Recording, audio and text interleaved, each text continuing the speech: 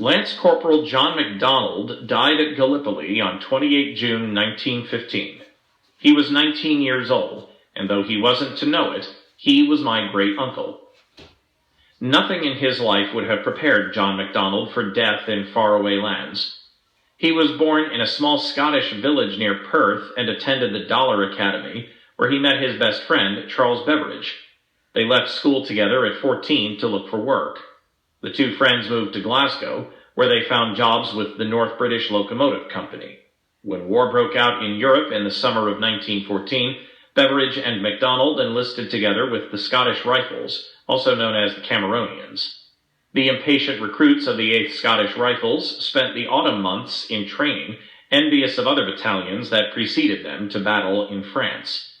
Only in April 1915 was the 1/8th Battalion called into service, not in France, but in Ottoman Turkey. MacDonald and Beveridge said their final farewells to friends and family on 17 May 1915, when their battalions set off for war. They sailed to the Greek island of Lemnos, which served as the staging post for British and Allied forces before deployment to Gallipoli. As they drew into the island's port of Mudros on 29 May, 1 month after the initial Gallipoli landings, they passed a vast armada of warships and transports lying at anchor. The young recruits would have been awestruck by the dreadnoughts and super-dreadnoughts, some of the greatest ships afloat. Many bore the marks of heavy fighting in the Dardanelles, their hulls and funnels holed by Turkish artillery and ground batteries. The Scots had 2 weeks to acclimatize to the eastern Mediterranean summer before going into battle. In mid-June, they sailed out of Mudros harbor, cheered by soldiers and sailors from the decks of the ships at anchor. Only those who had been to Gallipoli and knew what lay before the fresh-faced young recruits refrained from cheering. To a shipload of Australians sick and wounded, one Cameronian recalled, some of our fellows yelled out the stock phrase at that time, "Are we downhearted? No." And when some Australian wag shouted back, "Well, you damn soon will be," our chaps, though taken aback, were incredulous. On 14 June, the entire battalion was safely ashore. 4 days later, the 8th Scottish Rifles moved up Gully Ravine to the front line. Under the relentless machine gun and artillery fire for which Gallipoli was already notorious, the Cameronians suffered their first casualties in the trenches. By the time the Scottish Rifles were given their orders to attack Turkish positions, the men had lost their boyish enthusiasm. As one officer reflected, whether it was premonition or merely the strain of newly acquired responsibility, I could not feel the buoyancy of success among the soldiers. The British attack on 28 June was preceded by 2 hours of bombardment from the sea. Eyewitnesses dismissed the shelling as ineffectual, far too little to drive the determined Ottoman soldiers from their defensive positions. The British assault began on schedule at 1100 hours. As on the Western Front, the men climbed out of their trenches to the shrill signal of whistles. When the Cameronians went over the top, they faced the full fire of Ottoman soldiers who held their positions, undeterred by the bombardment from British ships. Within 5 minutes, the 1/8th Scottish Rifles were practically wiped out. John MacDonald died of his wounds in a camp hospital and was buried in the Lancaster Landing Cemetery. Charles Beveridge fell beyond the reach of stretcher-bearers. His remains were only recovered after the 1918 armistice, when his bones were indistinguishable from those of the men who had fallen around him. He lies in a mass grave, his name engraved on the great monument at Cape Helles. The fate of the Cameronians brought shock and grief to their friends and families in Scotland. The Dollar Academy published obituaries for John MacDonald and Charles Beveridge in the autumn issue of the school quarterly. The magazine described the two young men as the best of friends. They worked together, lived together in rooms, enlisted together, and in their death they were not divided. Both were young men of sterling character, the obituary concluded, well worthy of the positions they held. The magazine expressed sympathy for the two boys' bereaved parents. In fact, the grief proved more than my great-grandparents could bear. 1 year after the death of their only son, the MacDonalds took the extraordinary step of leaving wartime Scotland to emigrate to the United States. In July 1916, during a pause in German U-boat attacks on Atlantic shipping, they boarded the poignantly named SS Cameronia with two of their daughters, headed for New York City. They never returned. The family ultimately settled in Oregon, where my maternal grandmother later married and gave birth to my mother and uncle.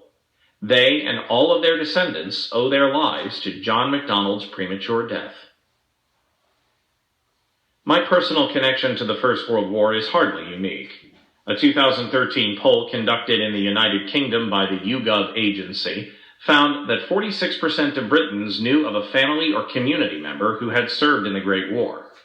Such personal connections explain the enduring fascination the First World War holds over so many of us a century after its outbreak. The sheer scale of the mobilization and the carnage left few families untouched in those countries caught up in the conflict. Note 3.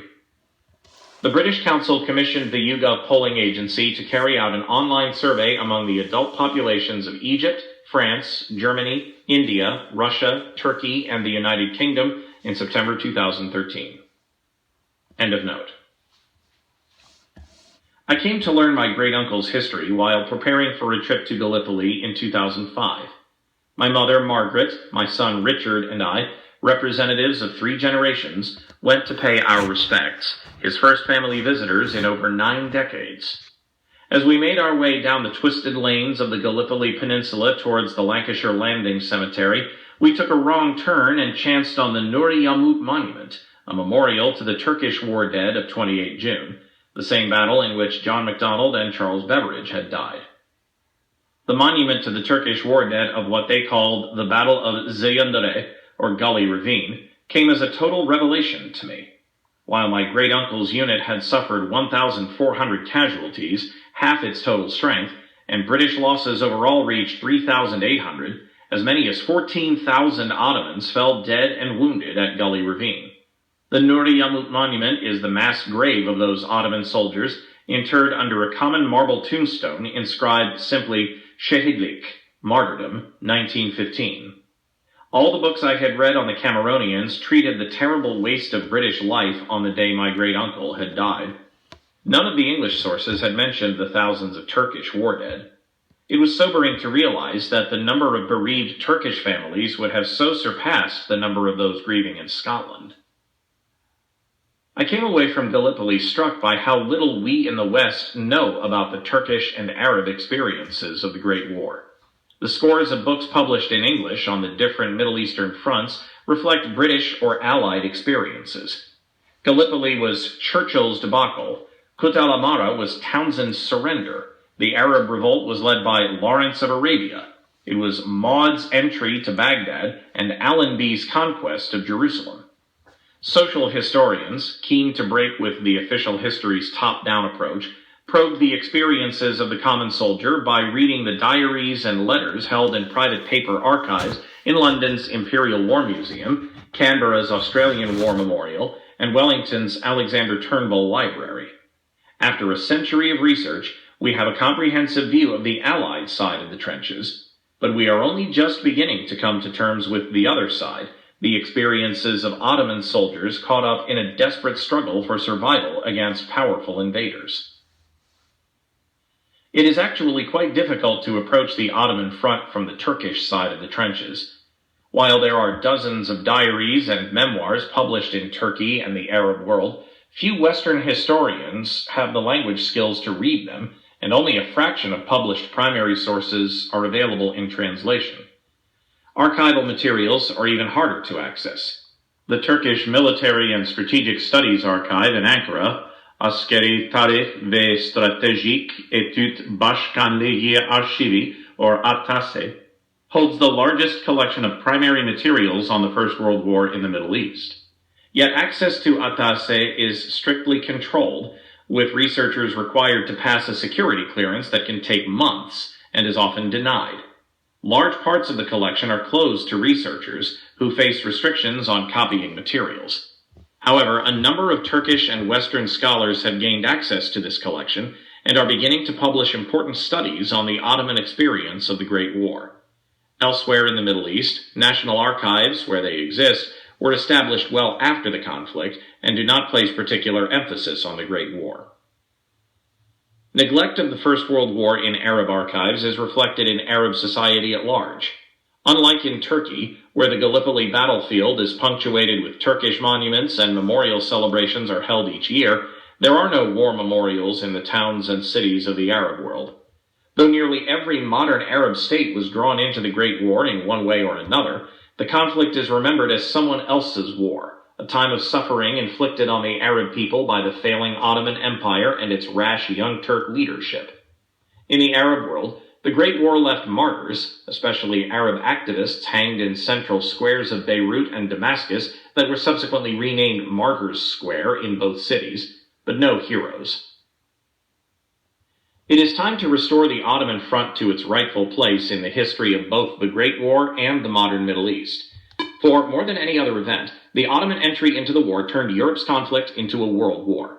As opposed to the minor skirmishes in the Far East and East Africa, major battles were fought over the full 4 years of the war in the Middle East.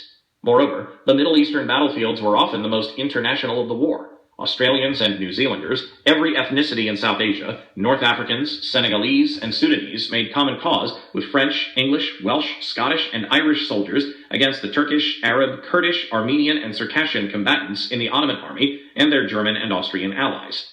The Ottoman front was a veritable Tower of Babel, an unprecedented conflict between international armies. Most Entente war planners dismissed the fighting in the Ottoman Empire as a sideshow to the main theaters of the war on the Western and Eastern fronts. Influential Britons like Horatio Herbert Kitchener and Winston Churchill only lobbied to take the war to the Turks in the mistaken belief this would provide the Allies with a quick victory against the Central Powers that would hasten the end of the war. Having underestimated their opponents, the Allies found themselves embroiled in major campaigns in the Caucasus, the Dardanelles, Mesopotamia, and Palestine that diverted hundreds of thousands of troops from the Western Front and served to lengthen the Great War. Allied failures on the Ottoman front provoked grave political crises at home. The foundering Dardanelles campaign forced British Liberal Prime Minister H. Asquith into a coalition government with the Conservatives in May 1915 and contributed to Asquith's downfall the following year. British wartime defeats in Gallipoli and Mesopotamia led to 2 separate parliamentary commissions of inquiry whose reports were equally damning of political and military decision-makers. If the Ottomans turned Europe's conflict into a world war, it is equally true that the Great War transformed the modern Middle East. Virtually no part of the region was spared its ravages. Men were recruited from across Turkey and the Arab provinces of the Ottoman Empire, and from every colonial state in North Africa. Civilians, too, suffered from the economic hardship and epidemics unleashed by the war. Battles were fought in territory of the modern states of Egypt, Yemen, Saudi Arabia, Jordan, Israel, and the Palestinian territories, Syria, Lebanon, Iraq, Turkey, and Iran. The majority of those countries emerged into statehood as a direct consequence of the fall of the Ottoman Empire following the end of the First World War. The fall of the Ottomans was an epical event. For over 6 centuries, theirs stood as the greatest Islamic empire in the world. Founded at the end of the 13th century by tribesmen from Central Asia, the Ottoman Sultanate emerged as a dynasty to challenge the Byzantine Empire in both Asia Minor and the Balkans.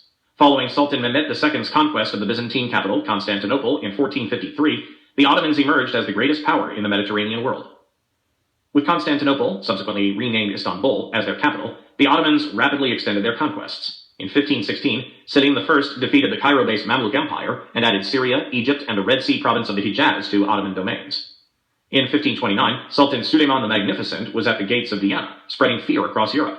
The Ottomans continued to expand until their final attempt on Vienna in 1683, by which time the empire spanned 3 continents, comprising the Balkans, Asia Minor, known to the Turks as Anatolia, the Black Sea, and most of the Arab lands from Iraq to the borders of Morocco. Over the next 2 centuries, the Ottomans were overtaken by the dynamism of Europe. They began to lose wars to their neighbors, to the Russian Empire of Catherine the Great, and to the Habsburg emperors whose capital, Vienna, they previously had menaced. Starting in 1699, Ottoman frontiers retreated in the face of external challenges. By the early 19th century, the Ottomans began to lose territory to new nationalist movements emerging within their Balkan provinces. Greece was the first to make a bid for independence after an 8-year war against Istanbul's rule, 1821 to 1829. Romania, Serbia, and Montenegro secured their independence in 1878, with Bosnia, Herzegovina, and Bulgaria gaining autonomy at the same time. The great powers continued to seize Ottoman territory, with Britain claiming Cyprus and Egypt between 1878 and 1882, France occupying Tunisia in 1881, and Russia annexing 3 provinces in the Ottoman Caucasus in 1878. As it struggled against internal and external threats to its territory, by the early 20th century, political analysts predicted the imminent demise of the Ottoman Empire. A group of patriotic young officers, calling themselves the Young Turks, held out the hope that the empire could be revived through constitutional reform. In 1908, they rose in rebellion against the autocratic reign of Sultan Abdulhamid II, reigned